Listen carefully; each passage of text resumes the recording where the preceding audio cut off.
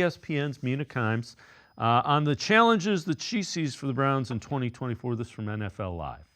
I can see why their odds are low. And to me, it's less about the team. I still think they have an incredibly strong roster and more about the competition. The AFC North, probably the best division in the NFL.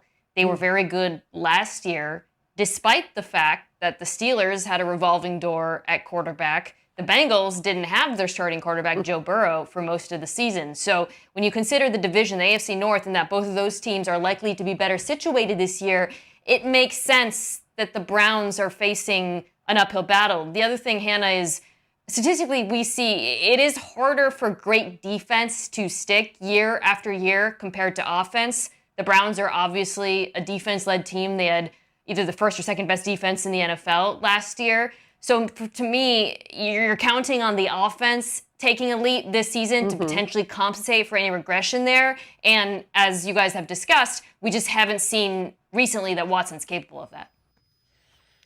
Jeff, a couple of things. The Steelers' revolving quarterback door was kind of their own choosing. The Browns started and won with 4 different quarterbacks and didn't have Deshaun Watson. The North is all of the teams in the AFC North are going to face challenges based on just their schedules. Look, I absolutely love Mina Kimes, but you can't make those excuses for 2 other teams within a division and not put that excuse. Look, if you don't want to make any excuses, that's fine. But and let's be honest here. What did Pittsburgh do that just changed their quarterback position? Where was Russell Wilson his 2 years in Denver? Yes, not in the playoffs. Justin Fields, yeah, Bears gave up on a former top 10 pick. So all of a sudden we're going to look at the Pittsburgh Steelers now and say, you know what? Quarterback position's fixed. Neither of those quarterbacks were in the playoffs last year. So, I mean, and look, Joe Burrow, we're talking about a guy who's coming off his 2nd season-ending surgery. Look, Joe Burrow's fantastic. I get it. Look, they're all going to have to play the NFC East. They are all going to have to play the AFC West. Yes, the Browns drew the Dolphins, but you want to know what? They drew the Dolphins at home late in the season. I think it's a pretty good draw. The Dallas Cowboys, guess what? They don't have to go to Dallas.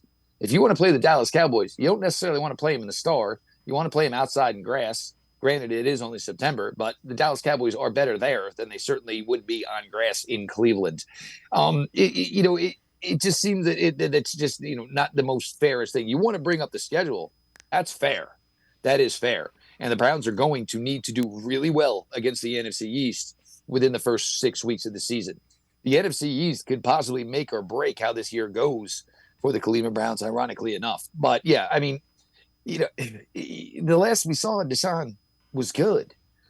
Joe Burrow, when everybody said he was healthy week 1, didn't do a darn thing against the Cleveland Browns. And not to be honest, still in his entire career hasn't done anything against the Cleveland Browns.